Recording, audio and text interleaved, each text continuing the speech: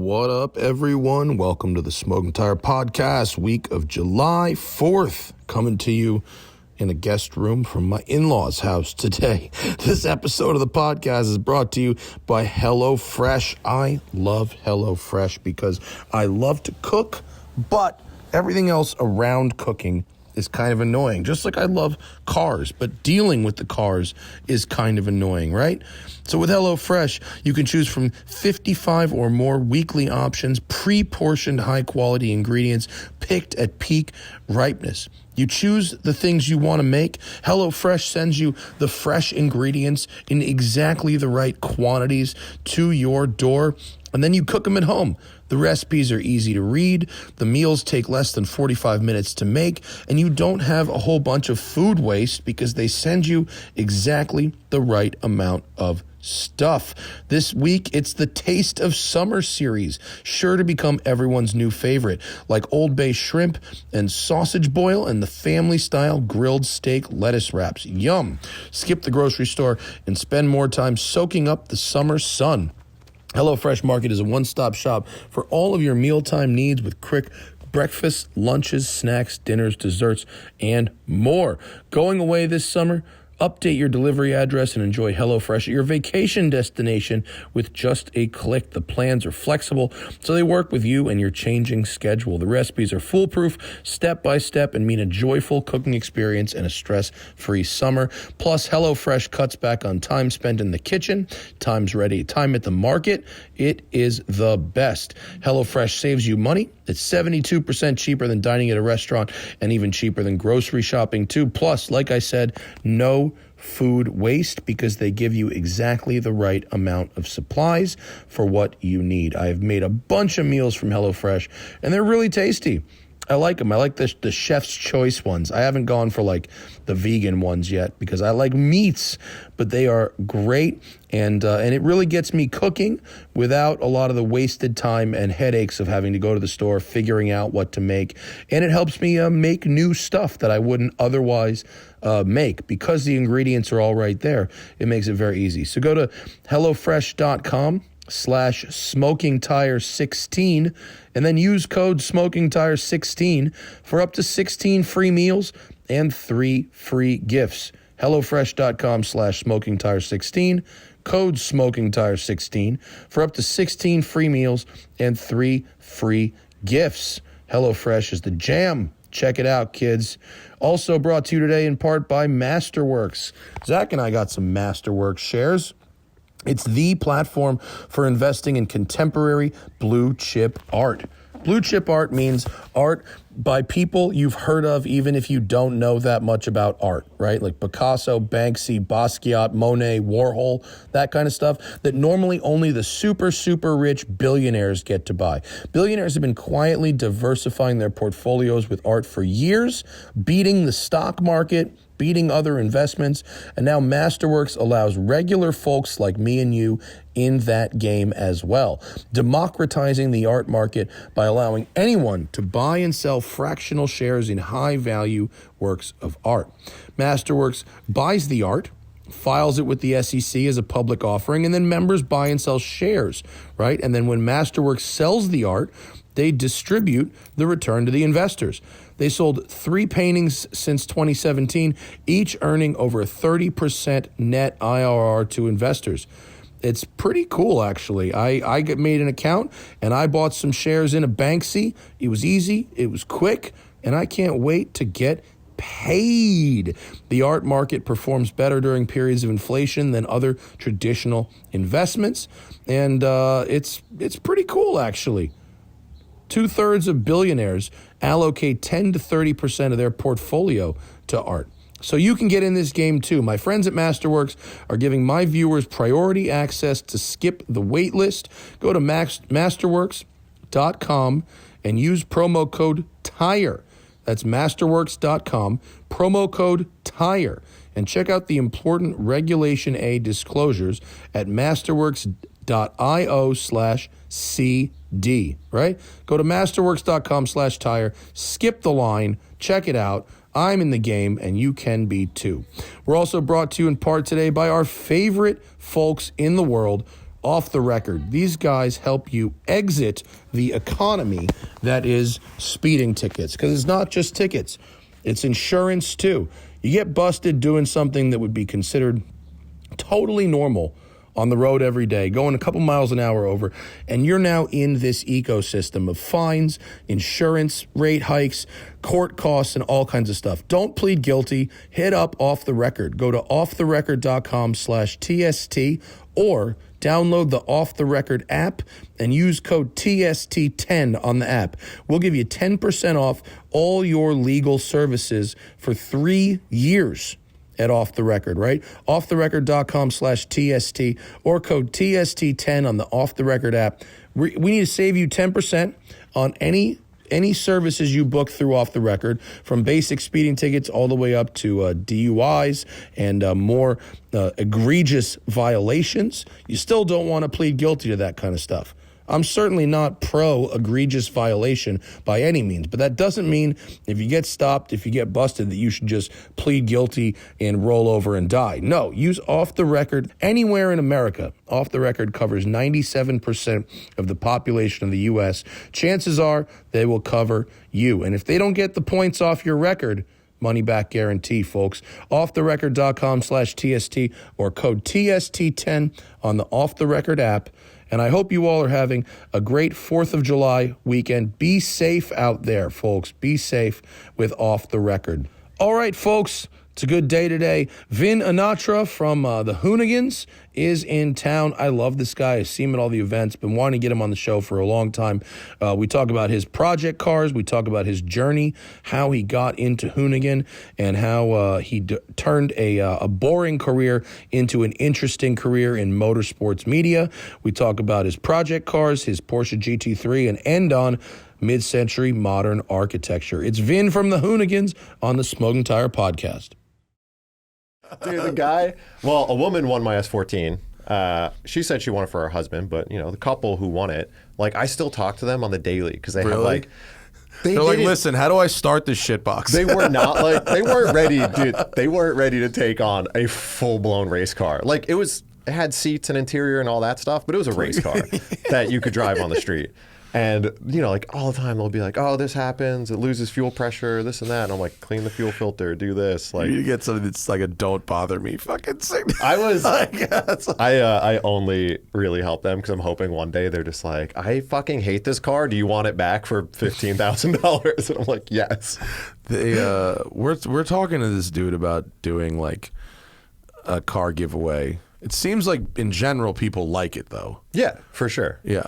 What do they have to do do they have to buy merch? Is that the idea? Yeah, you got to buy merch because you can't do... But there's like no purchase necessary, right? So they can like write a letter or something. You could write letters in. You could have someone read all of those letters and input them manually. But we use like a legal service to handle it because you don't want to deal with all that. No. Well, we would too. There's like a guy... Yeah, you're not going to be doing waffles on...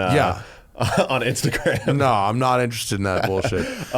It's good. Like, you know, generates a lot lot of revenue. I think you just got to find a way for it to attach to your like your brand. Well, I think I think we're going to start with one that was like we're going to build. We get asked a lot like the best like Canyon car for like 30 grand. Ooh, yeah. So we're going to build the best Canyon car for which is what? I think it's going to be like a BMW 135 with like nice coilovers and light wheels and big brakes. Like it's going to be pretty straightforward You're not stuff. Gonna just make Zach give you his E46 then? We could. I mean, if Zach wants to fucking put it all on black, like we could fucking do his car and like you end up with he could get the money. Yeah, you either end up with like a G80 or you're like pushing a Camry to work because it's flopped. Oh, it'd be so sad. Yeah. Yeah, I agree. I think a 1 Series is a good car. I think they're good, and more importantly, like they're overlooked a lot. Yeah. And so you could probably find a pretty decent one for not like a crazy amount of money. They're still cheap. Yeah. They're still cheap, and it's a lot of car for the money. Like I don't personally love the N54, but like dollar for dollar, you can make them fast. They're fun. They sound cool. Like they're reasonably reliable. Yeah. Just today I talked to Alex Berenstein. I was going to say his was fast as fuck. And he sent me a picture of this guy. He turns into a full-blown time attack car. Yeah. And he's crashed it like twice and like he's still running it. I was like, still original motor? And he's like, yeah. That's Yeah, I so like funny. that Alex's comment was like, it's cool to see this thing still going. Because I think when he got rid of it, he was like, ticking time bomb, I'm out of it. Of course. Do you ever have a car that like you sell and it goes through like 2 or 3 other people and then they try to sell it back to you later for the same or more money? No, they're not trying to sell it back to me because they know I won't do that. But my white E46 M3, which was a good car. It was Alpine white, slick top, black interior, 6-speed. Yeah. Like, good package car. But it was by no means like collector condition. Like, the quarter panel in the rear, the right rear quarter was painted. The left front fender was painted, and then before I sold it, I painted the front and rear bumpers and half of the hood. Like, so it had like, you know, it was fine, but like, yeah, it lived a life. Yeah, you know, It was a runner, and, as they say. So then I sold it to a guy who like dumped a ton of money into it. Then he bought a 991.2 GT3 6-speed, so he sold it to my friend Eric from Garage Welt. You've heard of that company? Yeah. And then he sold it to this kid Kyle, who also has a 1M time attack car, and he's around in the scene. Then he sold it to Rob, who Basic Sports Car. I don't know if you see him on Instagram. I think he used to own Castro or something like that. Oh. But so yeah, like it's went through like 4 hands of people I know. Yeah. And now he's like, yeah, it's not really collector grade, so I want to get rid of it. He's like, you want it? I was like, no. I've sold 2 different cars to people who have attempted to sell them back to me. They've gone through 1 or 2 people, and then the third person removed from me tries to sell it back to me for like significantly more money than I sold it for. I will only buy it back if it's significantly less. Yeah. Like I bought an Evo 9 off of my brother's brother-in-law, which makes him, I don't know, brother's brother-in-law. I mean, I think that makes him nothing, but go whatever. my buddy through friends, Yeah. through family. So he bought my brother's Evo, which was like cherry for like, this was like 10 years ago. He bought it for like $26,000. He drove it for a year and like didn't do anything to it. And then I bought it off him for 16 grand. That was a good deal. I was down with that. Yeah. But I'm not going to. Evo 9? Evo 9. Yeah. GSR. The good Evo. I just bought another one. Really? Yeah. It was one of those They're cars kind of like awesome, actually. It's the crummiest car ever. Like, and that's why I sold it when I was younger, because it was my only car. And you're like, this thing is a actual piece of crap. Yeah, like, yeah. Every touch and feel, everything. It's like a really And cheap the engine's car. like so like vibrate-y and buzzy. Yeah, it's a crummy car. Yeah. Like you get in it and you're like, this thing is kind of junky, Yeah. but I drive it so much. I love it. It's so much fun. If you had if you were gonna die in 20 minutes and had a racetrack and like could take any car and just to beat the shit out of for your last 20 minutes of life, it would be a great fucking way to go. Yeah, for sure. I mean, so I just sold my NA1 NSX. Yeah. And it's like Chris is all fucking, Chris Stewart's like very excited about it. yeah, he loves really it. He's a excited. Honda guy like through and through. So for someone like me who's like a goon, I hardly fit in it anyways. So it wasn't ever like a good actual physical fit. But I sold that car and then I bought the Evo for 3 times less and I like it 100 times more.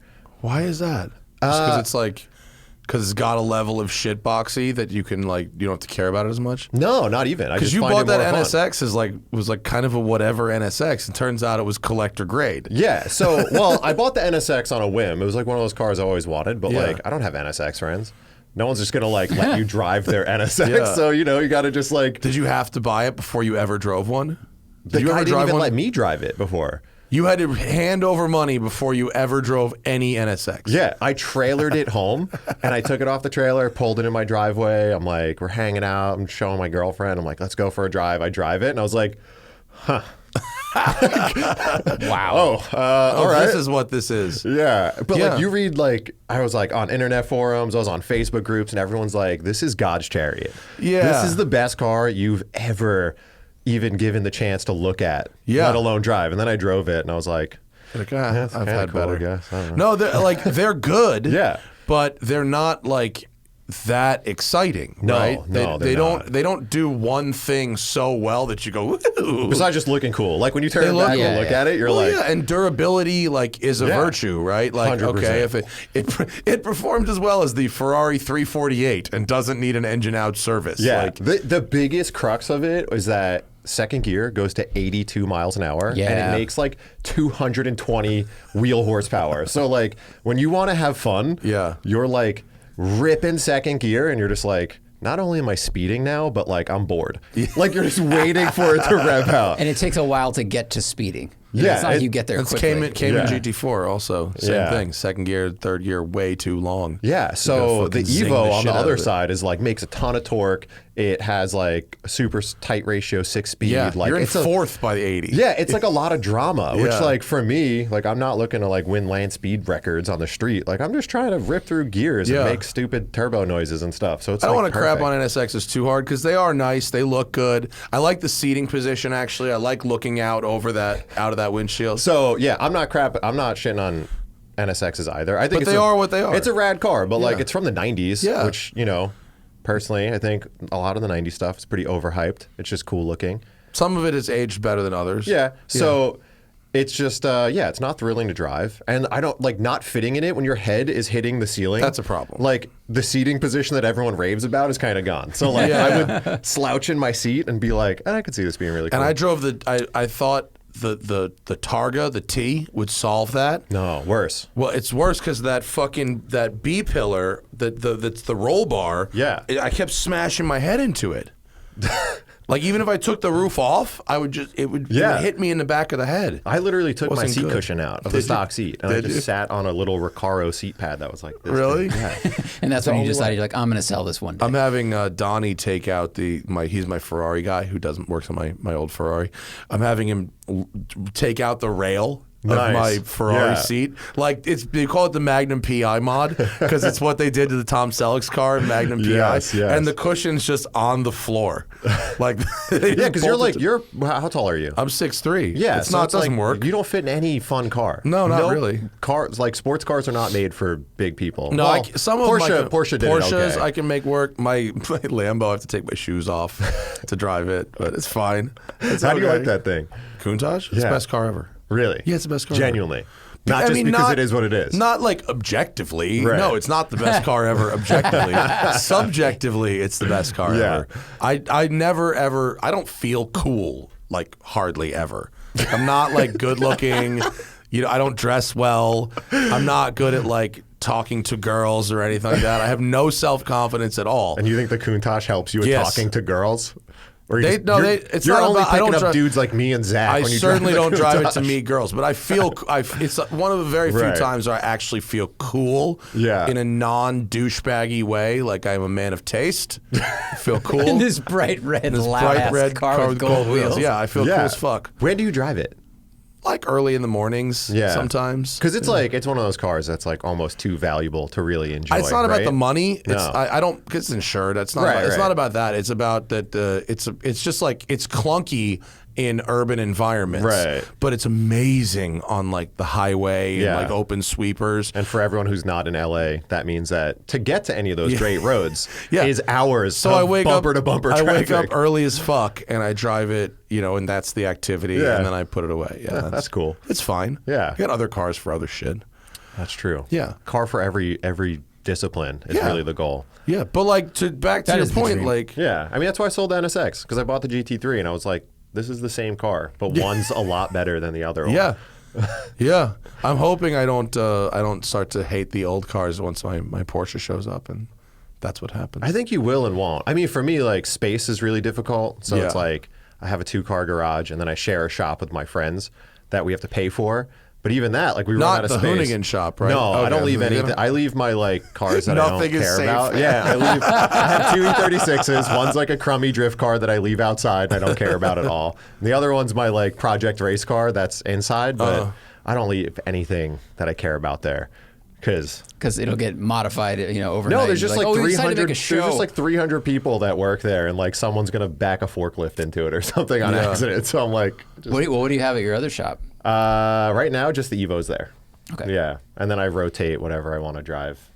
It's in and out. LA space, man. Yeah, It's, and I'm in Long Beach, which is a little bit cheaper, but Yeah, it's but still it's expensive. dense. Yeah. It's just no one's got a barn. No one's got a barn, and Yeah. you don't have like any you don't have like a long driveway where you could just like stuff cars under a cover. You know, like I have a Raptor, and it's the size of my driveway. Yeah. Like that's the whole Dude, thing. trucks are enormous. We just had the F-150 Lightning, which is the same size as a regular F-150.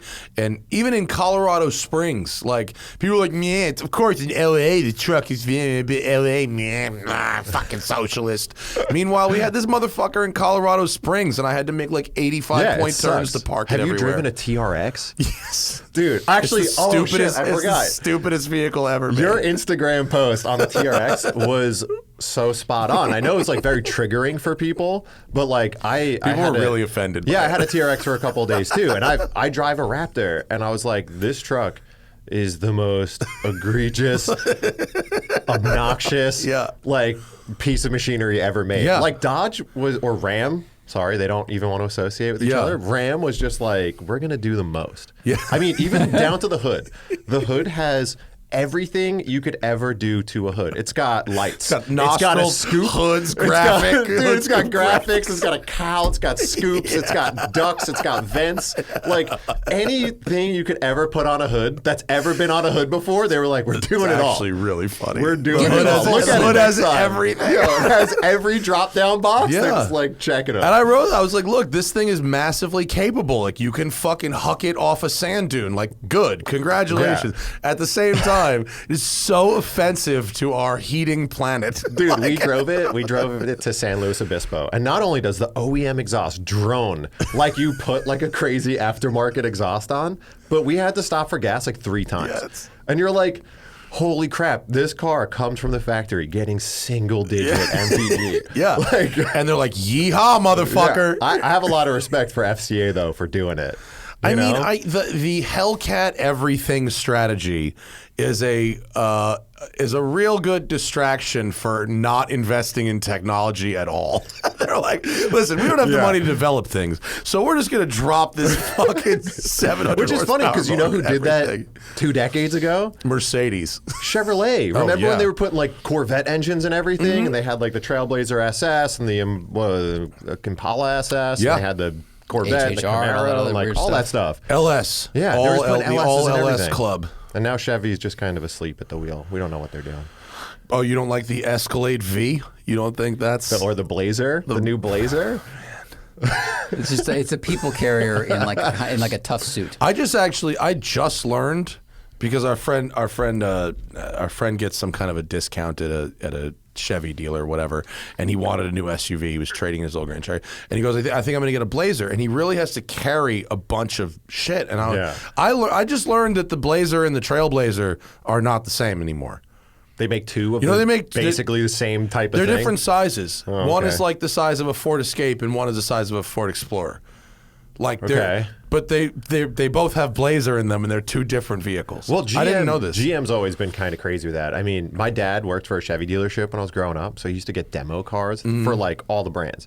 And I remember it'd be like Oldsmobile, GMC, like Buick, yeah. they all made the same exact car with like very minor differences in it. And like growing up, you're like, how did that model ever make sense? Like, Dude, at the end, like Pontiac, like didn't have a single like original, like none of They're them just, at like, the end had their own. rebranded cars. Yeah, none of them had their own shit. Yeah. There's no GM. Is there even? Oh, actually, I guess GMC does have some commercial grade trucks that are only badged as GMC Now, but yeah, now. yeah, but it was such a bizarre It was model. crazy. Yeah, because you'd have like the Envoy and like I think the Trailblazer were like the Yeah, they were the exact same. same car. Yeah, yeah. No, one wasn't more premium than the other. They were just like literally No. the same One shit. got more advertising money and a Yeah. chrome window surround. Yeah. That was about it. But then, when the Denali came out, then it was like, ooh. Come with a grill. It's got a grill and a Like body nicer kit. wheels or It's got something. a grill and a body kit. Yeah, 'cause Everyone where I you know grew you up. want a body kit on your truck. That's a mandatory thing that you need to have. That's why I have a Mansory G-Wagon on order. Ooh. I go to like PT and this guy was complaining. I'm kind of known for being the car guy at my PT place because I'm always Shocker. pulling up in a fucking press car or something. Yeah. And this one guy was like, I went to order a G-Wagon and they wanted $100,000 over. Can you believe it? And I go, yes. Like, you are already paying the D-bag tax for this. It does nothing better than anything else on the road. It's a glorified Jeep Wrangler. If you must have it, they are putting the D-bag tax right on that thing. You know, I just learned the loophole of G-Wagons, because I always, like, you know, you drive through like LA and you're in like Burbank and you're like, yo, how does everyone here have a G63? These are like $300,000. Yeah. And then I realized it's the commercial tax thing. Yeah, it's the commercial taxing. So if you own a business, you buy a G-Wagon, you can write it off. And I was like, straight chicken tax, bro. Shit. America. Yeah, I didn't know that. Yeah, the TRX is so heavy you can write it off twice. No. Holy shit. Made that up. You can write off 200% because it's so heavy. This is such an obnoxious vehicle. You could write it off twice. Yeah. How did you end up at Hoonigan? I just remember one day you were just there on videos. How did they find you? Or where did you find them? So actually, it's a really long and convoluted story, but I'm going to make it as Long quick as format possible. radio. This is meant for this. Okay. I thought we had a strict 1 hour. So it's like, nope. All right. So Alex Berenstein. Oh, yeah. You know him. Yes. So, Photographer. yeah. Very talented. Yeah. Now he's still a photographer. Now he's a time attack racer also. He's been building BMWs. He's like one of my closest friends. So this dude I knew was in Brian Scotto's car club when he had Auto Krieg, which was like a Volkswagen car club back in the day. And he lived a town over from me, and we were all into Volkswagens. He was like a bit older than me. Like, I think right now he's like 42, and I'm 33. Yeah. But like, we got along through cars. So, you know, we knew each other for a couple years, and he hit me up one day and was like, hey, looking for someone who could take photos and write to work for this magazine that my friend runs. This would have been 0 to 60? 0 to 60.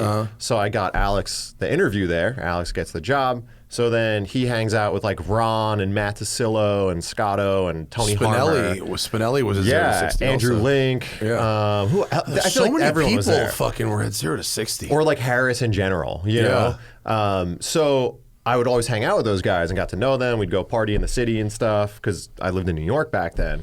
And I'd always, then when Brian, Ron, and Matt left to go work for Ken, you know, and then Hoonigan started and all that, like I would see those guys and just be like, yo, get me a job, get me a job, get me a job. And one day, like out of the blue, Scotto texts me and it's like, yo, it's Scotto, job opening at Hoonigan. And I'm like, sick, I'm down, here's my resume. Over like 6 months of, I mean, if you guys know Brian, you know he like hardly answers his phone. Yeah, he's very hard to get a hold of. Doesn't really text. Like, this is nothing new. This is Brian forever. Yeah. So, like, he strings me along for a couple months, and then I go to do an interview in New Jersey. We were doing this thing called Tire Slayer University with Zoomies. Oh, I remember that. And he was like, just come out and meet the team. And I'm like, well, what am I supposed to do? Like, my job no is like skills. No, the job is for marketing. What was your resume before marketing that you said? coordinator Okay. for T-shirts and hats and stickers and stuff. Okay. And he's like, well, just come out to this production. And I'm like, to do what?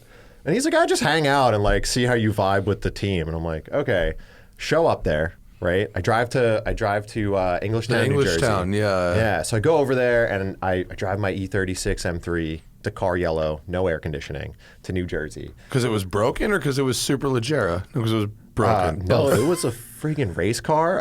No interior, you know, like, yeah, the whole thing. But I didn't want to show up in my boring daily. So I was like, you know, roll up in something cool. Go there, get to the hotel, text him, like, yo, call Scotto, call his now wife, Ashley, trying to be like, what the fuck, where are these people?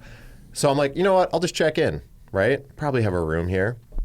I go to check in and they're like, oh yeah, you're already checked in. I was like, no, I just got here. And they're like, Eugene Hertrich is here. And I was like, okay. And like Alex Bernstein at the time, him and Hurt are like tight. Yeah. So I know of Hurt. You know, Yeah. I've seen him on Instagram, but we've never met. And we're at a contest that people won to come be there, right? So I walk up to this room, key card, go in the room. Hurt's literally sitting there in his boxers eating pizza. and like as quintessential as that could be, he just looks at me and he's like, what the fuck is this stranger doing in my room? And I'm like, hey man, I think I'm gonna work at Hoonigan. I know Alex and Tony. Like, I don't know why I'm in your room either. And it was super awkward. And like, he was cool. He eventually was like, you know, gonna go meet up with some of the drivers and stuff. Hilarious. So he's like, you can come with me and gave you stuff. his fucking room key? That's so weird. These guys booked me in a room with someone that we didn't know, and we had to like share a room for a weekend. So grimy. So bizarre. So I make it through this like interview type thing, and I don't know. The interview is share a room with Hurt. Share a room with Hurt and come out and you like don't kill each other. Yeah, just like help out doing nonsense, whatever. So That's hilarious. I make it through this interview. I don't hear from Scotto for like weeks. And I'm like about to sign a lease at a new apartment. And I'm like, fuck, I want to move to California. Like, what's going to happen? So I'm like, all right, I just won't do it. I move in with my parents. Like, I'm like, I'll take the risk. Scotto calls me one day and he's like, yo, let's do it. You want to start August 15th? It's like August 11th. I live in New York. And I'm like, it's really soon. I was like, how's the 17th? And he was like, that works. I was like, I'll be there. 2 more days. And I sold a motorcycle and like a bunch of nonsense and just packed up my car and drove out. That's so. Wow. Thaddeus' That's pretty story cool. is so fucking. Thad was in Dubai. And, He lived in Dubai. and Scotto was like, "Can you be here Friday?" And he's like, "What? Like, I don't even know what the time change if that's possible. Yeah, like that's actually yesterday." Yeah, so it was a bit odd, but yeah, man, it's crazy. I'm Like, glad to see the hiring practices really haven't changed much. no, a lot of the core of Hoonigan has not changed. And then I show up, and this is still true to this day, like even with the greater Wheel Pros. You show up, Scotto's not there, and at the time, my like manager, she was new, started the same day. We don't have computers, and no one's there to like onboard us, so we're just like, what's up? I don't know. I was like, Here we are. Yeah, let's just hang out in this warehouse in Long Beach for 10 hours and we'll go home. Like, That's very funny. yeah, it was a very bizarre start, but What was it about that company that made you chase it so hard? the idea of moving to California, right? I mean, I think you're from not here. No, I'm from California. You're so from California. I'm from New York. Yeah, so you're I from understand New why you came here. Yeah. York. Yeah, like everyone who grew up in California is like, yeah, I didn't leave because California rules. So And if you're in the East Coast, you're like, oh, Yeah. like if I want to do car shit, like I know where I have to go. yeah, like, I worked a bunch of really crappy jobs I didn't like. Like I did data analytics for a dental insurance company, which was quite possibly the most boring job ever. And then we have a Did you lot know of that retainer 4 out of sales. 7 people have cavities that come I into just our office. couldn't possibly care. Like wearing a fucking cardigan and slacks to work and stuff. Oh was my God, like did you just- look like the Duck Dynasty before people? Like, you ever see that photo? No. You know, like you could picture what the Duck Yeah, Dynasty. yeah. Okay, well, have you ever seen what they look like before they got the TV show? No. Bro. Were they like corporate America? It looked like they were No wearing. way. Yes, no beards. Wait, are they Zach will- phonies? Zach, dude, look at this fucking shot. Wait, so they're phonies? They're not real? Like, I mean, this wasn't who they were before they got money? No, that's Before the beard. that's Oh them my God. Yeah, that was you. That was you That's kinda analyzing me. dental records. Yeah. Me and one of my homies would just find out ways that we can try to basically wear pajamas to work. Yeah. Because, in a corporate environment, you got to look nice. Yeah. But we figured out that, like, you could wear, like, boat shoes with no socks. Oh, yeah. And then you could wear, like, slacks that are, like, have, like, the elastic. Yeah, yeah. And then There's just- entire lines of clothing. Yeah, and then like designed if for you this. don't want to wear a button up, you wear a t-shirt with a cardigan over it. You're basically wearing pajamas to work. So we were just figuring out loopholes because this is what you do when you work a mind-numbingly boring job. Yeah. And then I wanted to quit there because I hated it and hated my life so much. So I was like, I got to get out of here. So I got a job running a body shop, which is like. Do you have any experience running a body shop? I went to school when I was in high school because I was a failure. I took BOCES, which is like a tech Oh, school yeah, I know, yeah, I for know auto body. BOCES, So yeah. I knew it, and I was like, I want to do in New York? Yeah. Where in New York was it? Westbury. Oh yeah. Okay. And then I had a bunch of friends that like yeah. And then I went to college got for kicked out of my high school, and then I ended went up to going college for BOCES. business management. So I was like, Okay. I'll do the business side of the body sure. shop. That'd be cool. And I worked like 12-hour days, 6 days a week in New York City, plus a commute, and that was horrible.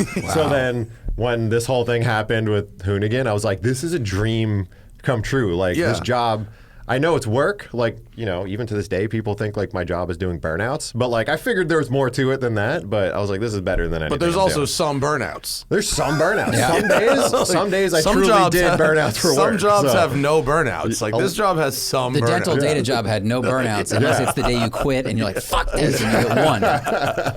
Yeah, so Yeah. that's So what does your work day look like? What do you I do? don't want to tell. What I don't would wanna you tell the say internet you 'cause do here? They're gonna think it's so much boring. Than That's It's okay. supposed to be. People so- are like, dude, your job is awesome. I'm like, you should see me do emails for 10 hours a day. Yeah, so, if you I think mean, the car testing is awesome, you should That's check honestly out. really interesting thing to bring up. Right? Is the life of like I don't want to say influencer, but like the life of like this like media world that we live in is like seemingly really fun, but anybody who is successful at it does a lot of work. There's real work. Like you're not gonna make it if you think that it's just like I throw up a couple posts and like we like just publish a video whenever the fuck we want and like whatever.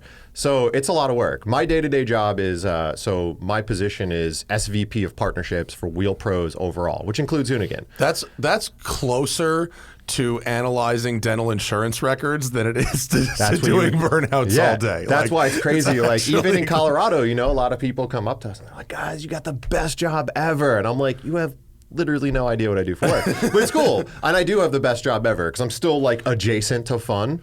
But like as you grow up, you're kind of like, you got to make some sacrifices. And it's like, I don't see myself being like majorly famous. So like, I was like, I want to like follow a career path that, you know, once I'm washed up and not doing like TikTok videos about like whatever you're doing with your hands today, you know, like that I'm not just going to age out. I'm like, I need like an actual career because I'm not going to be that person. So yeah, it's definitely not like as much fun as everyone would imagine it is, but like it's still cool. Like, well, because social media is like a highlight reel, right? Yeah. Like you boil like anyone who's moderately interesting, if you boil their week down to 10 minutes of content, like, wow, your fucking life is incredible. Yeah. It's like there's a lot of time that doesn't make it into that little But like, bit. so I do like, I run a sales team, I do partnerships, and then like kind of all of Hoonigan falls under partnerships somehow. So like there's a lot of stuff to it, but like I like doing sales. I sold Honda on letting us do a project that's not coming out with, but we're putting an IndyCar engine in something. That's cool. And like this Hoona Pegasus deal with Mobile One is something that I did. And like, that's cool. Like, it's not like I'm like, you know, shilling cell phone plans for Boost Mobile. It's like I'm doing something that's like really rad. Creative like sales. Yeah, and it's you're like in like the production of fun, I think. Like you work in fun and then the production of fun, and as you age out, or whatever you said of the camera thing, you can keep producing the rad shit. 100%. Like I'm the background guy that's also kind of in the foreground sometimes. Like I don't really take all the limelight, but like I'm still on camera. I'm a part of the content because we started Hoonigan's YouTube channel as, you know, around the guys who like built the brand, which let me tell you, it turned out to be a pretty rough business model. Because at first it was like, we're just going to do it. And it was like me, Scotto, you know, Hurt, John Chase, like whoever. And then the business continued to grow. And it's like, you're like on a conference call and they're like, hey, you got to come outside and do this build breakdown. And you're like, okay, yeah, you finish this up. And you're like, what's up, man? You want to go rip some fucking burnouts? Like, what's done to this thing? And it's like just two different sides of your personality that you have to like. Dude, you know how often I have to go from like running a brick and mortar business and a parking garage here to like doing a car review like in the same day?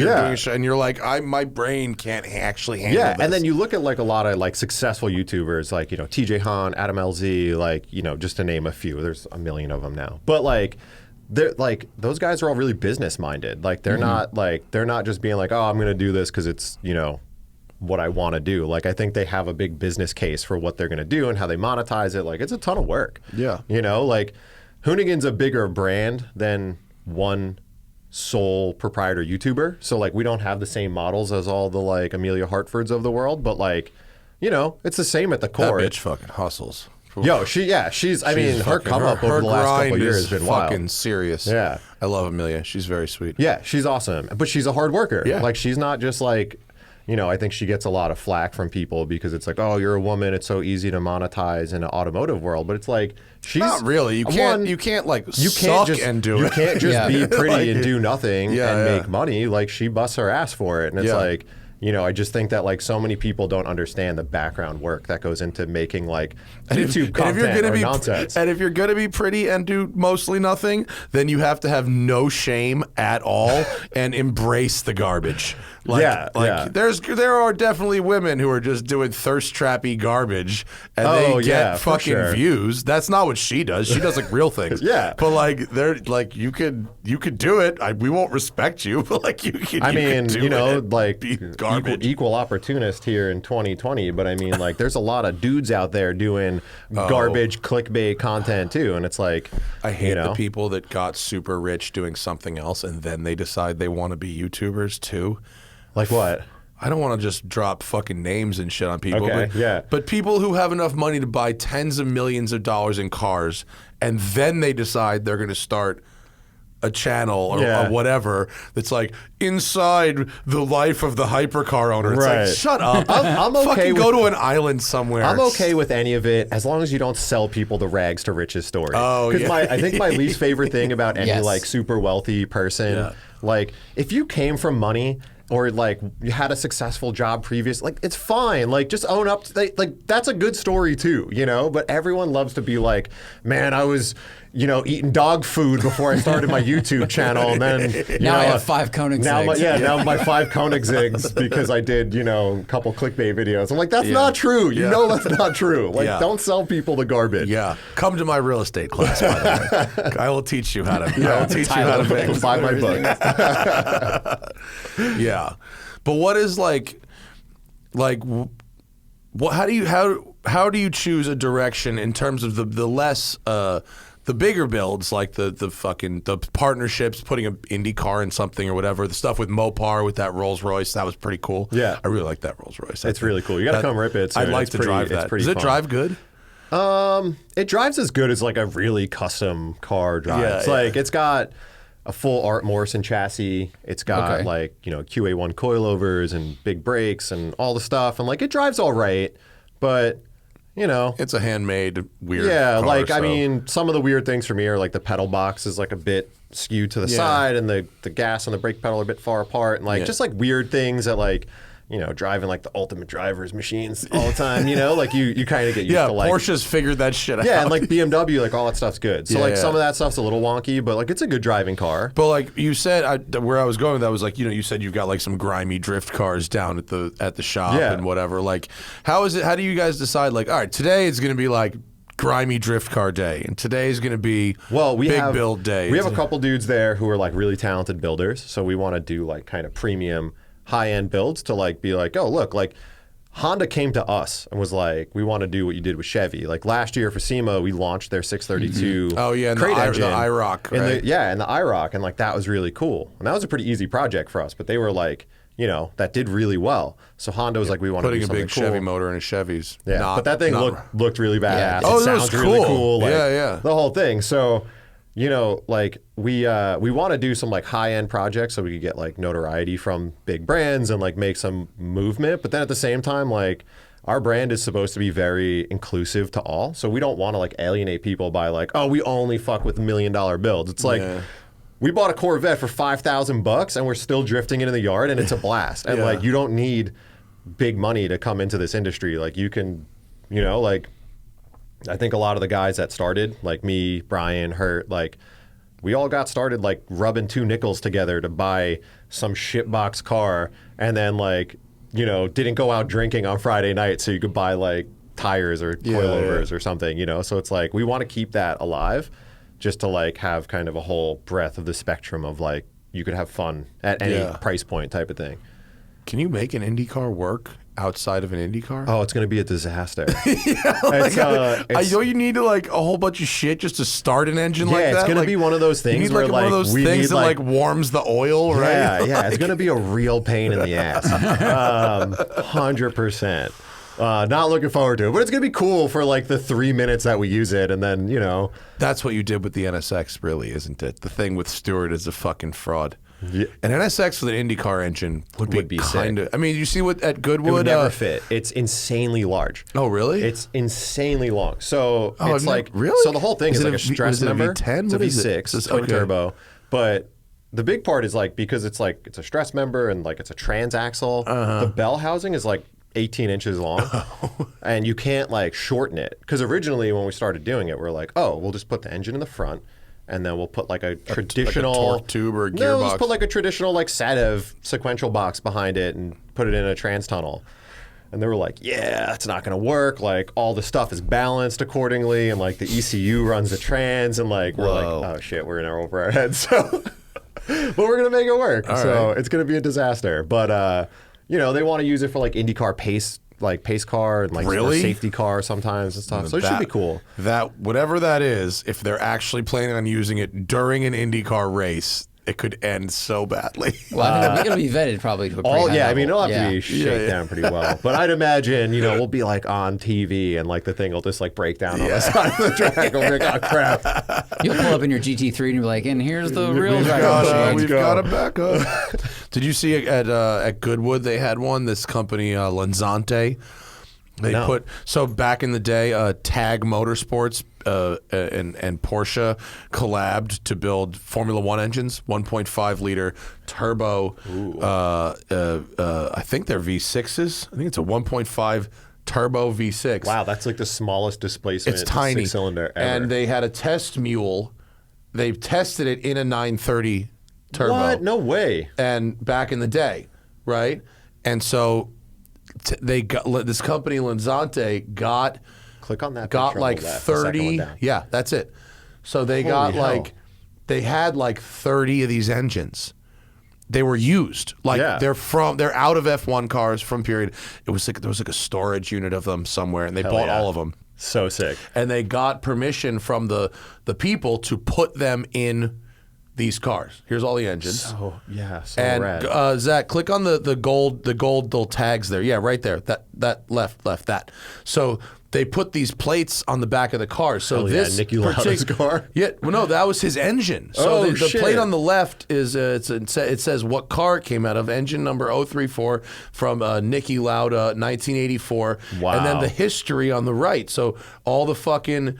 Dude, these that's engines are so sick. They're not just they're used. They're used. What the hell is the point of engine this? To fucking have an engine stand that's a whole car that you can drive. Holy crap! You're buying a Formula One engine on a. How many of these exist? They're doing 30. It's amazing. Oh, they're currently doing them right now. Yeah. They're building them now. So sick. What are those cost? There was one. Oh, that's like they're like $2 million. Holy shit! There was one original one, and it might be one of these white ones.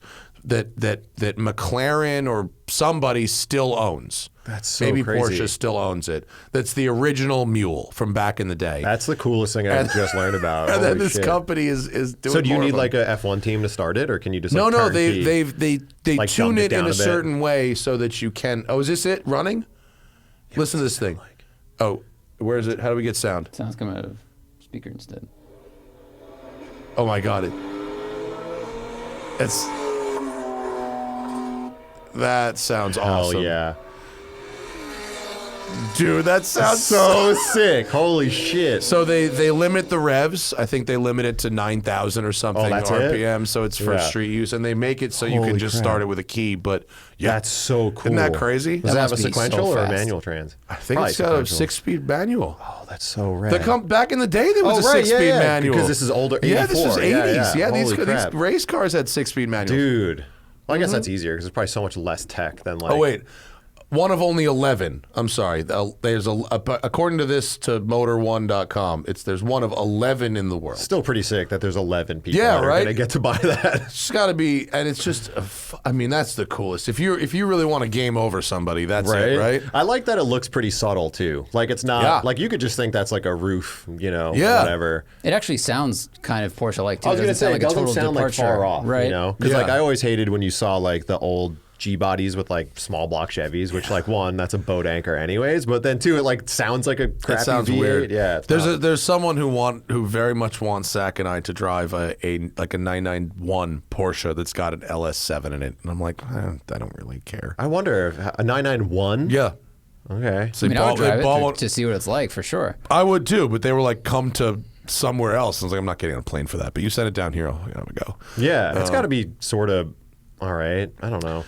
I mean, it's probably It all depends on the weight functional. balance, right? Yeah. If that's right, then it LS7's can it's a light motor. It's probably not a horrible boat anchor. Yeah, that's probably not that bad. They're pretty light, but they're like really torquey. I feel like that's not really the vibe you want in that car. We drove once. I mean, people call like the GT2s and stuff like Widowmakers for a reason, and now you're just going to have like even more low end torque. There was a company out of Florida, and I forget who it was, who put a Ford Boss 302 Laguna Seca package motor in a Cayman. Gross. And and actually, it was pretty good. Okay. It revved to 8,200 or something. I feel like I might have watched that. It was it was Gulf colored. Yeah, not to like fanboy, but I watch your channel because you kind of live the ideal life for me. Like I might live had some fun stuff. The kid who wants to do all the burnouts ideal life, but like I really just want to drive canyons every day. So I mean, that's like we don't do it every day, but we do it a lot. Yeah. But it was like driving like a Daytona prototype or something. Like it was just a mid-engine like batshit. That's iron block V8. or is that's aluminum? It's aluminum. Oh, okay, so it's still light. I was thinking it was like a big old. No, it was heavy okay. V8. Yeah, it was still pretty light. Yeah, because that's cool. The thing I feel like you could never make up is like lightweight cars just feel better. Yeah. Like no way about it. Yeah. Like I had a really light E92 M3, tracked it, felt awesome. I bought a sedan thinking it wouldn't be any different. It's like 500 pounds heavier. It feels like garbage on track. Like it's just not fun at all. It lost all of its fun. Yeah. You still have it though? I still have it. It's like my daily-ish. Oh, cool. Yeah. Nice. Well, you drove your GT3 here. That's a lovely car. Coming here, I figured I had to drive something. You experienced our nice driveway angles. It's yeah, I don't smooth, experience that at home or anywhere else. My driveway is mega terrible. Yeah. Do you ever just like in the middle of the night want to pour some concrete there and just fucking I fix do, it? but I think the way Long Beach works is like that like dip is like your drain. It is. Mm-hmm. Yeah, so I just imagine that would get like all flooded and gross. But I want to do it because like I have a cup lip on this car and it's destroyed. Like it's just hammered. It's so bad. You can't get any car in without scraping. You just get like the metal plates, and that way you still have the drain going underneath. But yeah, but some homeless guy will probably just like steal them. You could do like I'd have to like anchor them to the floor. I used to have to drag plywood out. I literally I lived in one of those houses in like the South Bay that was on the side hill. Oh shit! And I'd have to like layer up 2x4s and then put these pieces of plywood down. Yeah, It'd take me 25 minutes. I'd rather just destroy my front lip and just. I think they're like $300. I'll just buy a new one once a year. Well, at the time I had a Corvette and it would fucking high center. Oh, like no. it was horrible. Dude, if it was just so a front bad. lip, I'd say fuck it. It was teeter totter. That would be like why I would never. When I bought my house, it had like these old school flip up manual doors for the garage. Oh yeah, and yeah. I used the to not single even, piece. Yeah, and I used to like hardly drive my car then because it was such a fiasco to get in and out and everything. Like, so if I had to do when I moved wood to California, I was like, they still fucking do this. What? Those one-piece garage doors. That shit, no, but they did do it that. 50 years ago. They didn't change and they anything. didn't change it. Yeah. They don't. I ain't seen that shit in the East Coast ever. No, never. They don't fuck with a one-piece door in the East But Coast. also, like, my garage doors would be closed, and you can like just see through it. Yeah. You know, because you don't get weather out here. Yeah. Like, you just get dust. Which is the one thing I didn't think about. Like, I was always like, man, cars must stay clean in California forever. Dusty. Yeah, it's so dusty. Yeah. I bought this car. It's black. Is this your first black car? No, I had a bunch of like black daily drivers that lived outside, but like you just don't have to, you just deal with it. But like, you buy a black car and you're like, hell yeah, I clean it. And even if it sits in my garage, it gets dusty. Yeah. I'm like, how is this possible? One day, Always the buy thing's dirt-colored like cars. Like that my favorite color, Jewish Racing Gold, that Lexus champagne color, that shit stays the same. No amount of dust will change. My Raptor's that like desert tanny color, and I never wash it. And it's just always beautiful. Yeah, like, perfect. It's great. Yeah. The team, like, so what, as Hoonigan has grown as a business, what is like, is it still like the Scotto show, or has the creative direction been like spread out further? So Scotto actually is like, he's chief creative officer of Wheel Pros overall, so he does like Hoonigan as well. So it's kind of like Scotto's grand vision, but sometimes some of the projects are like executed by others, because it's like you can't be like intimately involved in everything now just because there's so much going on. Yeah. But it's kind of like, Scotto's the director. How many people work over there? With Wheel Pros now, a lot, like hundreds. I don't know. Really? Yeah. I mean, all at the Compton place? No. Oh, okay. Compton, Wheel Pros, Buena Park, and then there's is that like where Wheel Pros is, Buena Park?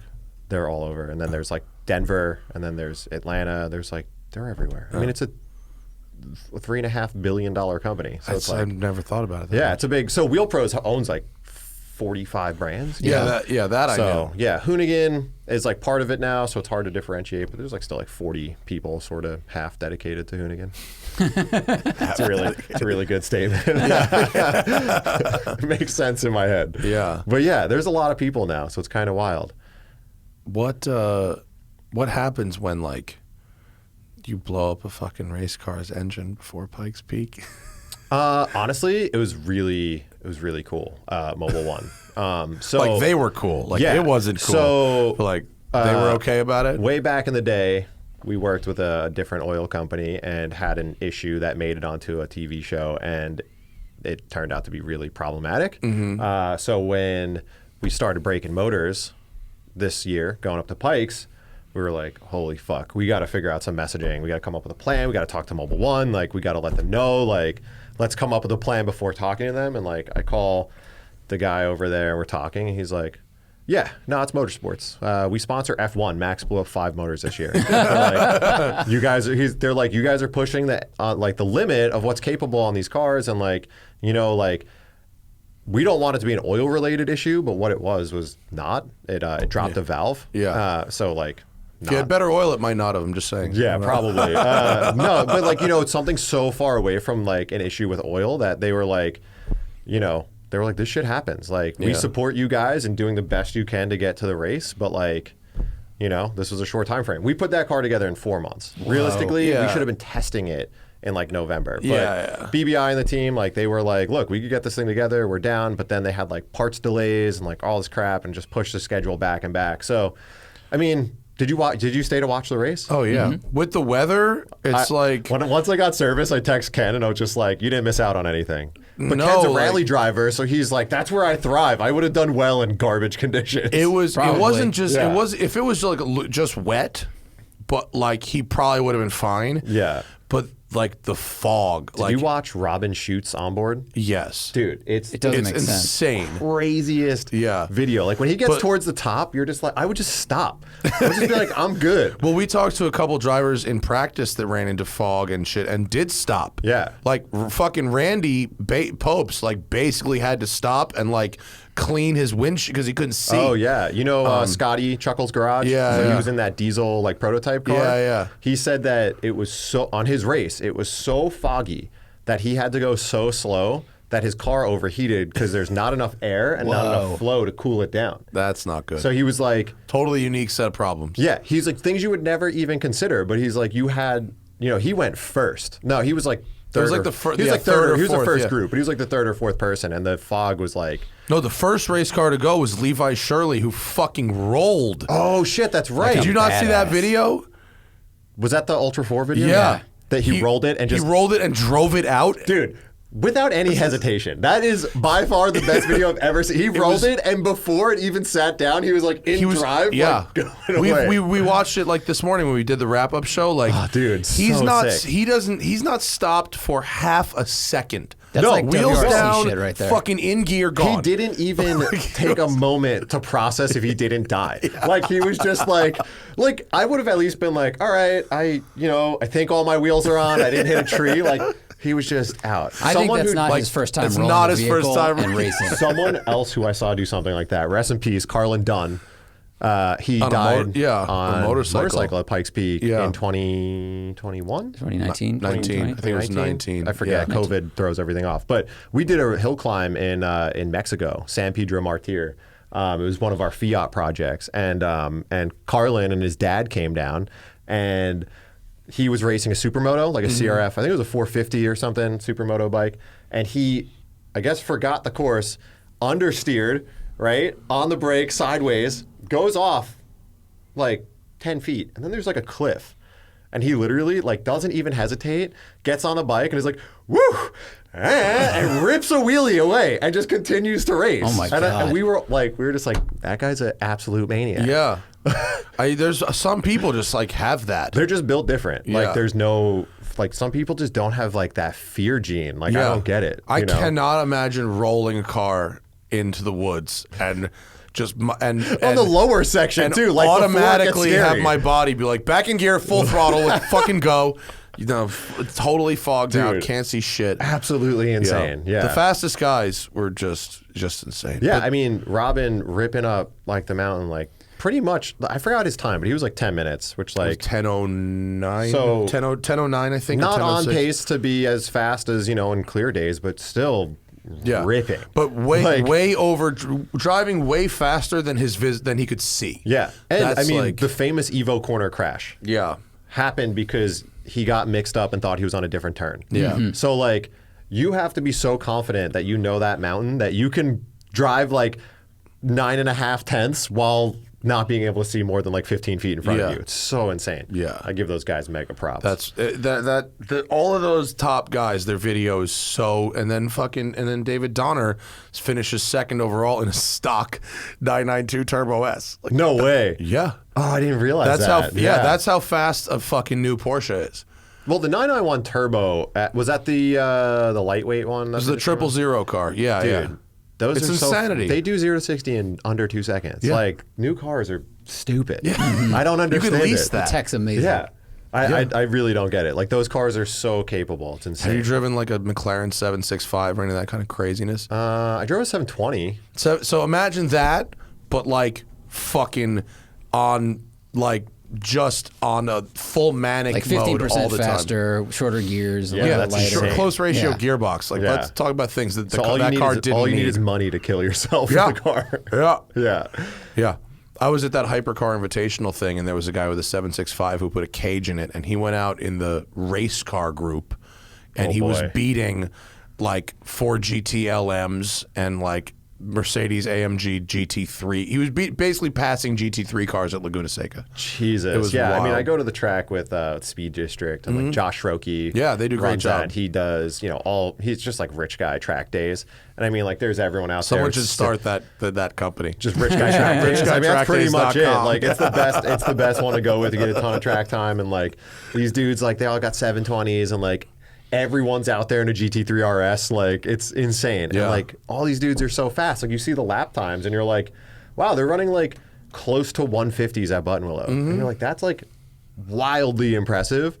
And then you're like, oh yeah, but I drive like a plebe car. I'm in my like E46 M3 Dude, or some the shit. stuff like, that's available at that upper limit is insane. Yeah, it's it's fucking race car crazy. tech. It's race car tech with more power a lot of times. Yeah. I mean, some of these cars have weight like 300 more horsepower than a GT3 car might have because of the restrictions. Yeah, it's Yeah. true. I wonder what the values of those things are going to be like in the future. Like, do they continue to hold like hypercars and stuff, or I don't like know, or is it like a TV? Like, once it's like teched out, like you don't care. I mean, look, like if you were to look at like a Ferrari Enzo, that car was 660 grand new, and has never since day one, it's never been under $1 million, and now they're $2 million. Yeah, I would say So- that now that we have more hypercars than ever. Like, that was pretty unique. Yeah, but back they're then. still $2 million. I mean, today I'm talking about like right now. what year's an Enzo? Isn't that early? 03. Yeah, early thousands. Yeah, 03. which is sort of that Carrera like, GTs, Yeah. they were $355,000 new, $2 million now. and now they're $1.8 million. Yeah, it's they're insane. but But those are all old, less tech. Oh, you see me I'm like a talking like law firm. new, like- yeah, so like 765s, like things like that. McLaren P1s are basically what they were new.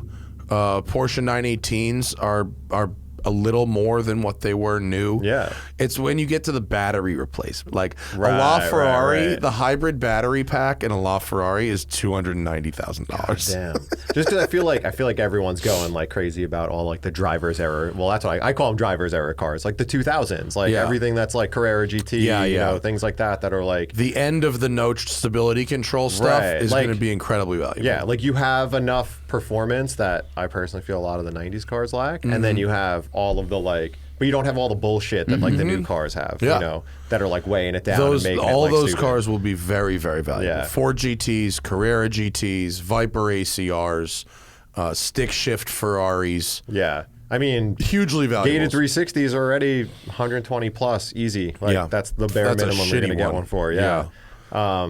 But yeah, I mean, that's why I bought my GT3. Like I paid way more than I thought I should have, but I was like, I think this is the only time that this car will be this cheap. Like I think Yeah. it's only going to go up. They're great, and they're great cars. And I don't buy cars to like invest, but I just want it. I was like, if this thing goes up and it's 180 grand, like I'm just never going to buy it because it's not a good enough Right. car at that price point. And just because you can, you don't have to buy it to invest. To go, look, I have the money as long as I don't lose it.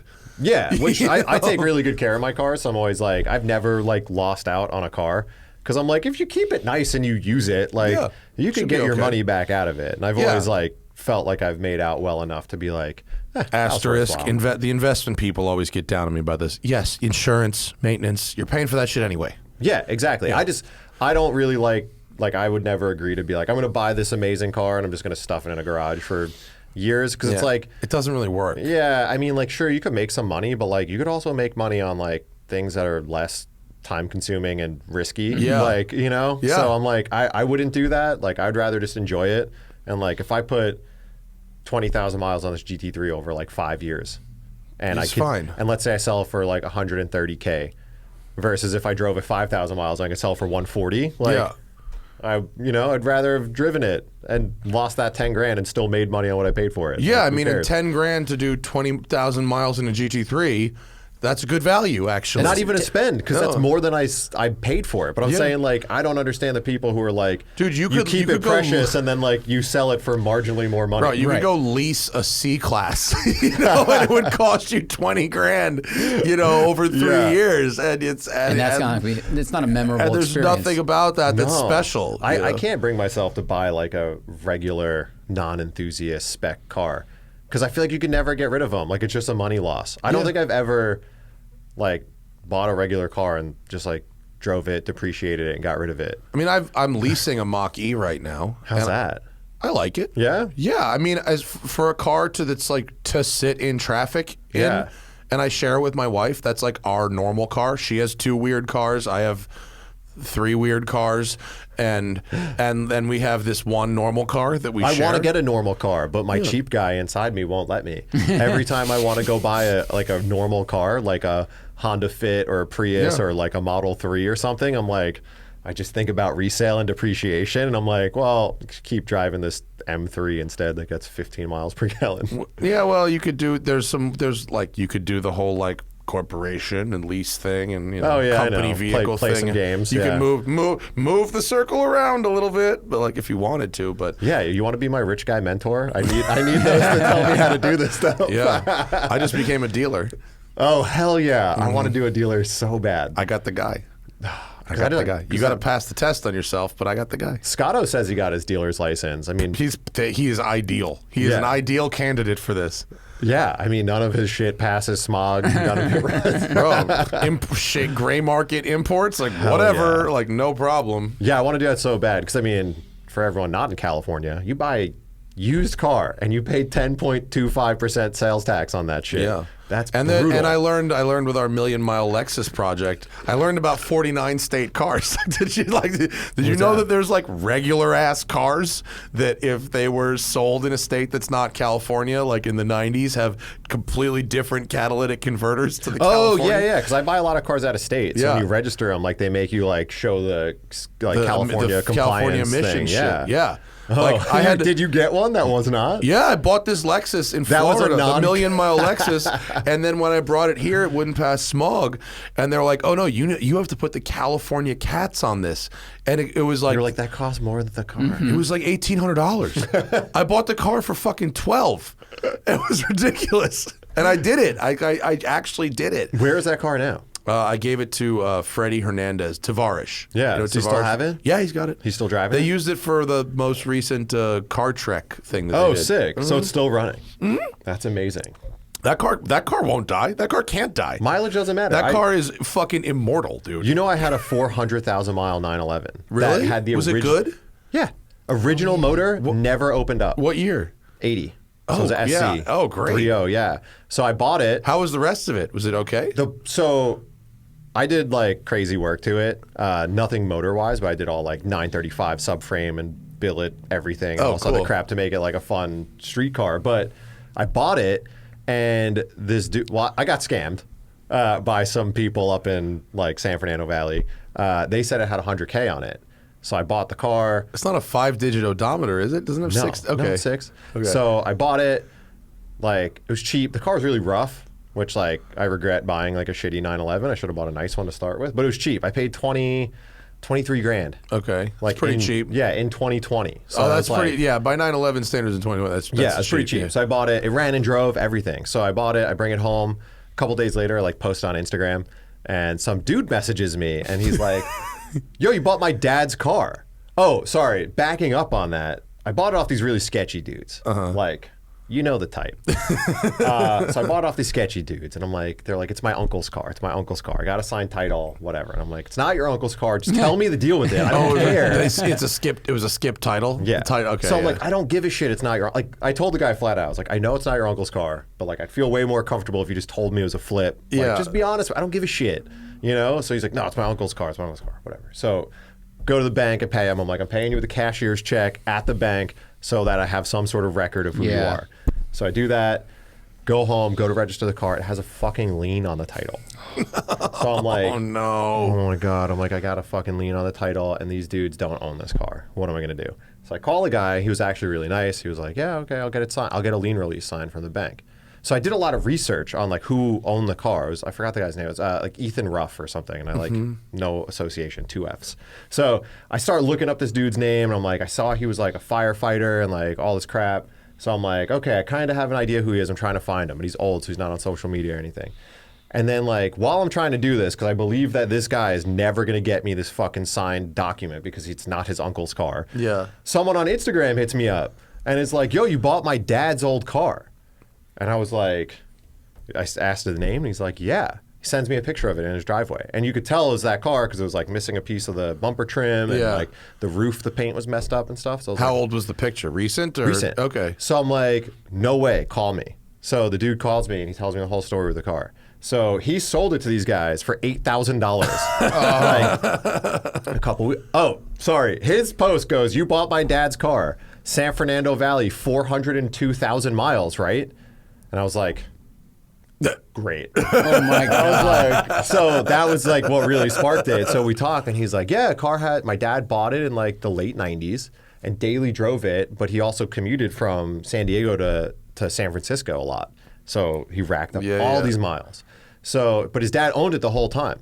They lived by the beach. He never really took care of it, never washed it, but like maintained it really well. Yeah. So he gave me like a stack, like 6-inch thick stack of receipts of everything ever done to the car, which was like sick. Yeah. And it was all like suspension and brakes and like, you know, basic maintenance stuff, belts, alternators, like it had a clutch like replaced. 7 alternators it went through. But I went through every single thing. And he told me the motor was never rebuilt. And I went through every document, nothing documented that engine was rebuilt. The transmission was rebuilt at like 380K. Yeah. And it was an SC, right?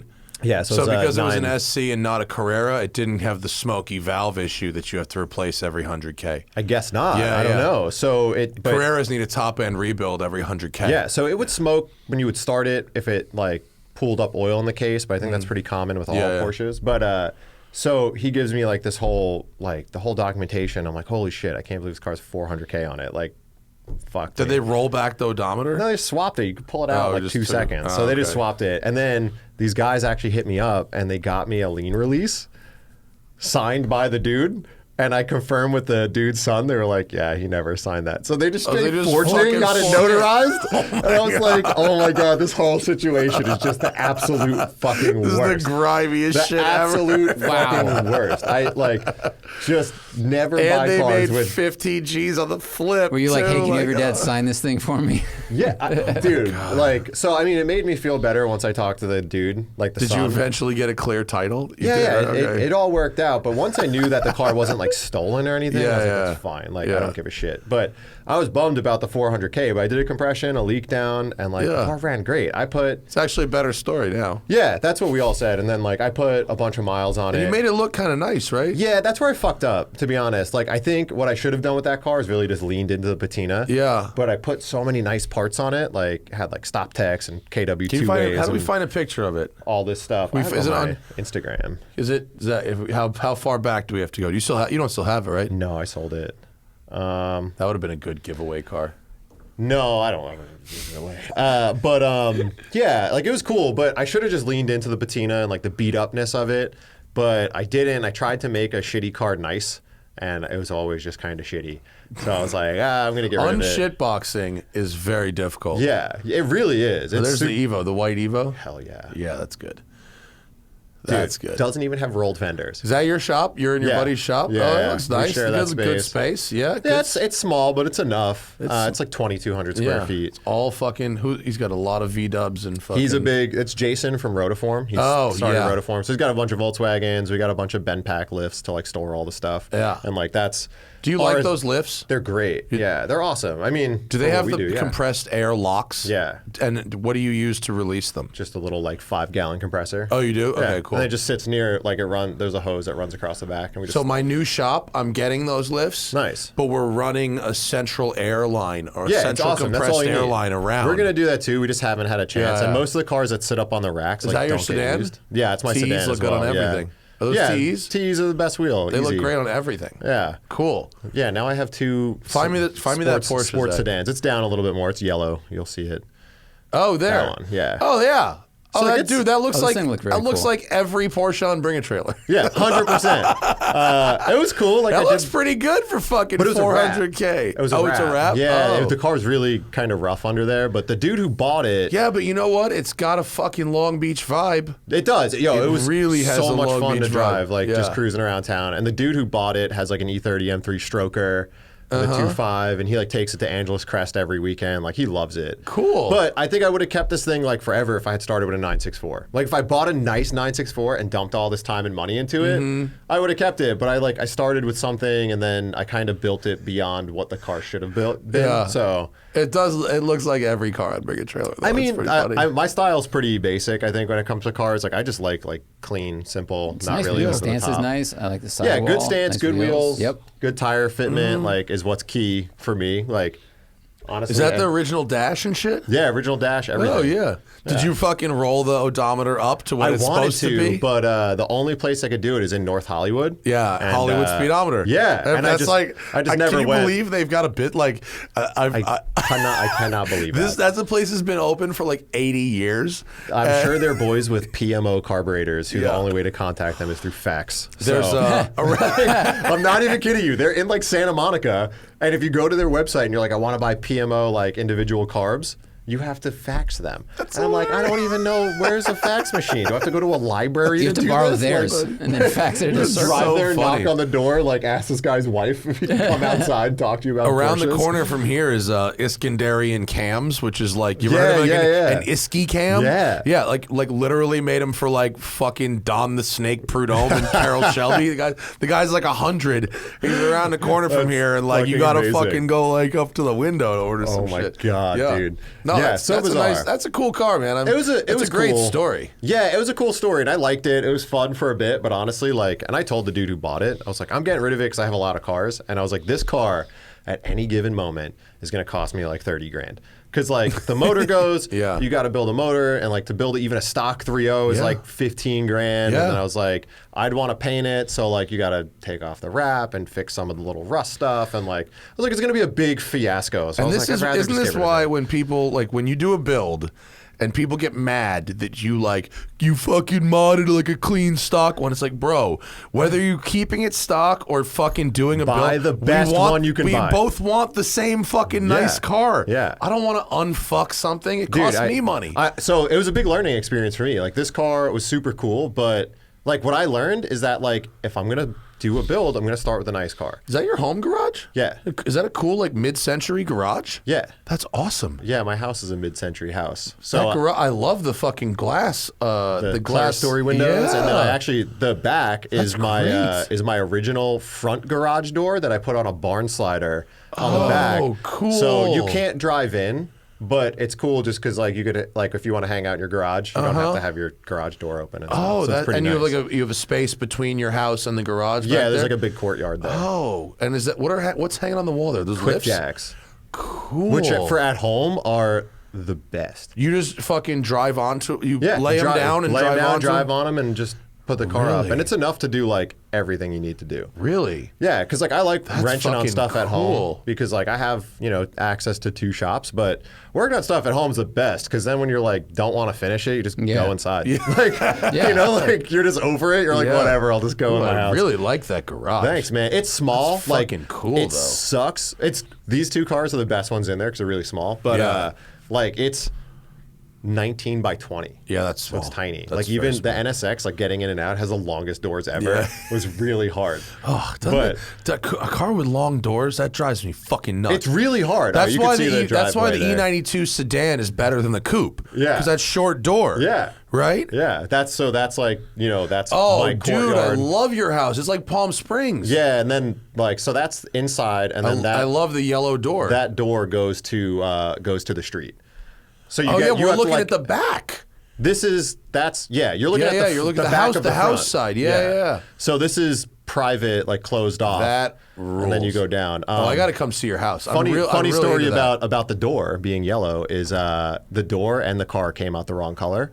I wanted them to be the same color because I thought Which it did you was pay sick. first? They got done at like the same time because I was redoing like all the landscaping at my house. That's before. Yeah. Is that how you bought that car? No, it was bone stock. Okay. Yeah, and then I did like a little outlaw thing, and then I was like, it was too Magnus Walker-y for me. I was like, felt like I was biting his style, so I was like, I got to change this up. Yeah. I didn't like the mismatch color thing is cool if you really pull it off, like if you do like you some have to other really crap. commit. But I was like not ready to commit, and I was like, this doesn't look like Even me. when Magnus does a car, if he like Magnus did a car and then he sold it to this other guy, and this other guy like brings it to events and You're stuff, like, and I'm no. like, you're not Magnus, and No. he's like, yeah, but this was Magnus's car. He did this. And I was like, yeah, but like You're not. You're Change not it. him. Like, Yeah, Magnus actually gave me that deck lid though. you're not a That's cool. scarecrow. You can't Yeah. drive this. Like, Magnus, when I got it, we were talking, and he was like, I got something for you. He's like, come by. And he gave me that deck lid for Perfect. nothing. And I was like, oh, sick, Perfect. man, thanks. So it was like, it was cool. But yeah, like I wanted to match my door to my house, and then I got both done, and they both came out wrong, and I was really bummed. which is closer to Because what my it was supposed neighbor, to be. I think you met him. I think you know him, Matt Church. Oh yeah. Yeah, Matt Church used to live down the block from me. And he had his 997 GT3 RS in orange, and he had an orange front door. And I was always like, that's the coolest shit That's ever. pretty dope. So when I was redoing my house, and I was already like, my car was like at the wrap shop, I was like, fuck yeah, I'm going to match my car to the door. It'd be cool for the 3 weeks that I own the car. And it didn't work out. Now I don't know what yellow car I'd buy. I think the door's pretty Dakar yellow. The door, so- Yeah. the door is a really nice yellow. Yeah. I actually thought So you about can see doing. it. I think I thought posted a about picture of doing the yellow car in front of there it. we go. but I don't know I if thought about doing a yellow door. So that's like That's the out front. fucking great design. Yeah, I was in trying that to find front of like your you're house. the I like that a the lot. thread about like your house mods, but I can't find it. Is your whole neighborhood mid-century? Yeah, so it's actually a cool. tract home area. So like they're all designed by the same architect. That they were like post-war That's bullshit. I got to come see your house. I'm really into Yeah, how come check that it looks. out. That's They're, a great vibe. They were like post-war bullshit cheap houses, and then they recently got like really, really popular. Yeah. And I bought it like right before. So That's like, awesome. Yeah, I got a ton of equity in there. It's sick. I'm always I'm constantly like, ooh, I should flip this thing, but I don't know. No. where to go. You gotta Yeah. live there. And I was you gotta actually find going to look gold. at a house up here today because I was like, I'm in the area. Saw a house in Studio City, and I was like, it was for a little less than I could sell my house for. So I was like, hell yeah. I called them, and they're like, we're only entertaining cash offers above asking. And I was like, who's buying houses? Cash above offer? Like Investment firms. Who the Yeah. fuck am I competing with here? You're competing BlackRock. with corporations, unfortunately. And I was like, I feel so bad for all the people that don't own yet. Yeah, that's me. That sucks. I'm sorry, man. Yeah. It's a rough world out Yeah. there right now. It's brutal. Yeah. I got very lucky because the house that we're working on, we're almost done with, was the seller's agent fucked up, and they put it as having no garage. Ooh, nice. In the MLS. So we're looking for houses. Obviously, I want a garage, and a friend of mine found this house, and like, you should check this out. I'm like, why didn't I find this? Like, why has it been on the market for 3 months? Because it was listed as having no garage. shit. Somebody fucked up. It has a garage. Got a 3-car. It has a 3-car Hell garage. Yeah. My house was on the market for a really long time because it was horribly ugly. It was the most disgusting looking house I've ever seen. I don't even know why I bought it, but it had the neighbor's fence. Their laundry room was built onto the fence. They're what? Their like laundry room. It was like a it was bump out. part of the It was like fence. part of the fence, and I think it's scared because at the time it was like just on the cusp of my town like blowing up. So investors are buying these homes, putting like $100,000 into them, flipping them for a ton of money. So I don't think anyone bought it because it was too much of a risk. 'Cause Yeah, like, yeah. They don't take it down, you're fucked. And I was Yeah. like, I'll give it a shot. And then I literally like when I redid my yard, I just talked to the dude and I was like, Hey, hey man. man, can we take this fucking thing down? And he was like, wow, I never actually noticed that. He's like the nicest dude. He's actually sick. He's got a old Alpha. Oh, cool. And he's got a Lotus Exige and 30,000 mile S2000 and like a bunch of Honda motorcycles. Like he's super cool. So we're like, now you're home. buddies. Yeah. He's quiet. He never talks to me. I got to come see it. I'm a big mid-century enthusiast now. I am now too. It's super fun. Like I felt like modding this house was like modding a car. Yeah. You know, because it's like, it's a shitty house, but it's cool. I'm gonna have to get my next car painted to match. Actually, my wife's car. Yeah, I like that we're gonna do this trend. My wife has a POW. Yeah. And it's like kind of a teal blue. There you go. And we just painted our front door Tiffany blue. And it kind of matches. We were gonna do yellow, but I wanted to. My dad ran Tiffany for a while. He's kind of a baller. Yeah. And I kind of wanted to give a little homage to the old man, so we painted the door. Is he still around? Like alive? Yeah. Yeah. Oh, cool. Yeah. No, he's awesome. It can't sound like that. He's still around now. Like, something to remember him is he like sleeping floors? No, he's chilling in the other room like right now. We can talk to him. Hell yeah, that's sick. I watched I watched like the Jon Stewart Mark Twain Award thing last night on YouTube, which is full of hilarious speeches, but they're just talking shit about Craig Kilborn, and Stephen Colbert is just like, John came on and replaced Craig Kilborn, God rest his soul, and everyone starts laughing because he's not dead. The Google search the next day is like, is he dead? Such a burn. The fucking Twitter trending tab is like, no! Fuck. That must suck if you're famous and like everyone's just like, is so-and-so dead? Yeah. And you're like, God damn it. If you were famous, not if you anymore. were well, I mean, if you were famous, you're just laughing. Yeah. You're like, I'm rich. Eat shit. Zach, do we have anything on the Patreon? Yeah, we have a couple for Vin. Couple on the Patreon. If you want to ask fucking questions for the show, get in the Patreon. It's patreon.com/The Smoking Tire Podcast. Affordable pricing plans. Brandon says, since you moved on from the NSX, how much longer until you have an FES spec Skyline? It's funny, I was talking to Tommy yesterday because he was bidding on Evo 9 RS on Cars and Bids. Okay. And I was like, I'm gonna make you pay for this. I'm just gonna upbid this shit. I know you're rich. And it's great until you get stuck with the car. Yeah. And then he wound up capping out. It sold at $44,000. Was it really nice? It was all right. It had 2 accidents on record and some stuff. Yeah. 44 grand with 2 accidents? Yeah, no thanks. Crazy. No, I really want an R32 GTR, but I actually bought the Evo instead of the G. Like I was like, I want something that's like fun, all-wheel drive, turbo, and I don't like right-hand drive. That's fair. I don't think it's cool in any way. Like I like GTRs. I like GTRs a lot, but like I don't want to drive a right-hand drive car. Because like every time you go to a gas station, like some old guy's just gonna talk you up about fucking your car. Like, I understand. I don't want to deal with it. R32s are dude magnets. Oh yeah, like they're time. super dude magnets. But they're also like I really like that car, and I think for like the 35-40 grand range, they're sick. But for like 60 for a nice one, I don't know, just kind of not my thing. I bought one in 2015 for $17,500, and I sold it 6 months later for 36 grand. And the same guy who bought it tried to sell it back to me 2 years ago for 50 grand. The 50's still like an all right deal. Yeah, but I'm not giving that guy fucking 50 grand. Yeah, I don't really trust RBs. I feel like RBs are pretty problematic. Yeah. Are they? Well, Moto IQ, he has a great thread on that site that's like 6 engines that are bulletproof that aren't, and one of them is RBs. It's like they have this oil sending problem, like these gears are known to like shatter. They're pretty complicated, man. Yeah. But like, I think if I did buy a GTR, I would have Tommy do it. We were at his shop recently, and like, dude, he only does full engine rebuilds. He does like engine bay restoration. Yeah, so basically. They take it out, they dry ice blast, they do all new zinc plating. Like, it's really nice. And it seems really like he knows how to fix those parts that are fragile. It's not like, I don't want to make it sound like the whole engine's fragile. They just have these problems from factory that people kind of Tommy's found this crazy niche in the world, man. You go there and it's fucking wild. Like, you pull up, he's in the middle of nowhere in Connecticut. Really nice area, like an hour from Lime Rock, so it's not really the middle of nowhere. But it's pretty fun. But it's, it's pretty like rural. And you pull up and there's just 50 GTRs sitting outside. And you're like, where am I? And like, it's Connecticut, so there's no like big wrought iron gates and barbed wire and no one steals machine guns and stuff there. Like, it's just, they're just fine. I'm like, you don't have problems? He's like, dude, it's Connecticut. It's fine.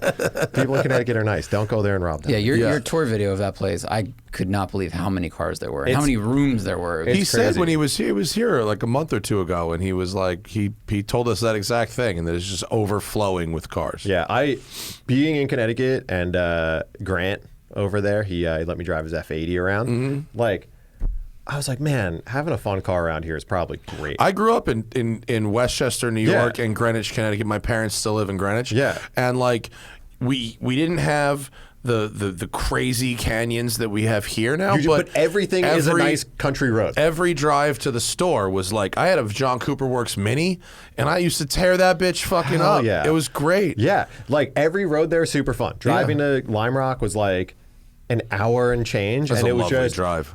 nice. Back and forth, Yeah. up and down, like just amazing. Lots of rocks and pebbles and stuff. Like Yeah. I'm sure every car They have there is really good decimated roads with, up there. with like rock chips, but it's so much fun. I think I'd rather that than what we have here. I mean, yes, but for work, the year-round season here like makes a big difference for me. Right, Like yeah, I yeah.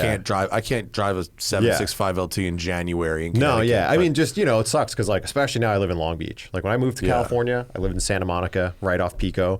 So, like, anytime I had a couple hours, I would just be like, going to Malibu. Now I'm like, I want to go to Malibu. I'm like, haul. that's a day. You got to go Saturday morning as early as possible before traffic builds I up. love Long Beach, and I love the South Bay a lot, and that's the same kind of problem for both. Is it's really far to the mountains. From Yeah, there. 100%. Gunnar Ray says, "What car do you most regret selling, if any, and are there cars you regret not buying?" I don't really ever regret selling cars that much because I feel like you just like for me, I always say like I'm not a collector. I don't want to collect cars. Like it's so much work to own a car, and like if you don't care about your cars and you're willing to let them just sit and rot and go to shit and whatever, Or you got people. or you got people. You either have to be like willing to spend the money or like willing to let it go to shit. For me, it's like just a lot of work. So like owning a bunch of cars is like if something's wrong with it, I have to get it fixed right away. Like it has to be ready to run, the whole thing. So I don't really regret selling because they're all like, it was fun while I had it. It was about the experience. Yeah. If I had to say one, I guess it would be the S14, just because I don't think I'll ever build anything like that again. Like I put a lot of blood, sweat, and tears into that, and then like you get rid of it, and people are like, oh, just build another one. It's great to sell, and I'm like, if I'm gonna work on anything, I'm not selling it because it's not like my time's not worth me building a car Does for a the year. GT3 make you not want to build anything anymore? The GT3 is the epitome of like what you have to do to have a fun car, and it's like basic bolt-ons. Like it has bucket seats, an exhaust, and good tires, and like it's all it needs, and it's awesome. Like I don't want anything more from it. Yeah. And I think that like the older I get, the less I want like really crazy cars. Like I used to just want like the wildest shit, and now I'm like Balanced. the car that like is fun, is reliable, sounds good, like is comfortable-ish to be in, is like fun. The Evo I'll go a little stupid with, like because I want to have a tuner car, so I want to do like, I got like titanium intercooler pipes and like a bigger turbo and things like that. But like even that, like I'll keep it pretty like street friendly and fun. 400 horsepower. Yeah, or like whatever. turnkey, drive it anywhere you want. Like maybe the clutch sucks, but like it's not that bad. Yeah. Like the S14 was, and like the SC was cool, but it was like everything was like way too far gone. Yeah. So it was like annoying. Yeah. More than it was like enjoyable for a lot of things. I know exactly what you Yeah. mean. Yeah. Let's see. Vamsi has a 5th gen 4Runner looking for a second car for a daily. Cheap, fun, reliable, and good. Well, he hasn't heard the fucking math on that one. Yeah. For occasional weekend back road driving or autocross. 10 to 15,000. 10 to 15,000 is tough right now. It's not much. Because the market sucks. Yeah. I would say, BRZ used. yeah, probably BRZ. You could maybe find a nice E36 M3, but like don't buy a cheap E46 M3. They're garbage. They're like, it'll cost you so much it'll money. cost you a ton. Miatas are even expensive It now. says You said not a not a Miata. The good old days, 2.5 years ago, you buy an S2000. Yeah. But you're not finding those for cheap anymore. I mean, you can get a fucking Mustang. Yeah, You know, 2011 Mustang GT. or Camaro, Yeah. for that kind of money. Yeah. One that's not too much of a shitbox. Maybe a 1 Series. Maybe. Maybe a 1 Series. Honestly, 128. yo, a 128 is not a bad car. It's not. Like, if you're not looking for something fast, a 128, and it Yeah. looks cool. Like, it looks nice. 6-cylinder. It's like Yeah. it'll feel more like luxurious than like a turbo 4. Yeah, I'd stay away from, like, WRXs and, like, cheap E36 M3s and things like that. I think will end up being a big headache. Yeah. I don't know. What else? There's not really... That's a tough price bracket. Uh-huh. Yeah. Especially, I don't know, the market is so inflated. It used to be a it's- great price bracket. You used to get a lot of C5 Corvette for that money. Dude, yeah. I mean, you might be able to, honestly, $15K, try to get a $20,000 C5 Z06. Like, just go at a $20,000 C5 Z06 with cash and try to just hurt someone's feelings and take a good deal away. That's what I would do, because, like, that's a lot of car for the money. Mm-hmm. Yeah. Yeah. Anthony Loyacono. With Volkswagen Audi Group getting into F1, wouldn't Bugatti be a good brand to bring to F1, considering their pre-war Grand Prix car and recognition as glamorous performance brand rather than Porsche and Audi? I don't know. I don't know the business case to go to F1, to be honest. Like, is it just that they need to write a big loss? Yeah, who needs the biggest tax deduction this year? I don't know how to answer that one. I mean, take it. I mean, the thing is, like, Bugatti doesn't, like, need anything. Like, they literally, they don't have to do any marketing. They don't have to, they sell every car they make. It's a very small number of cars. Right.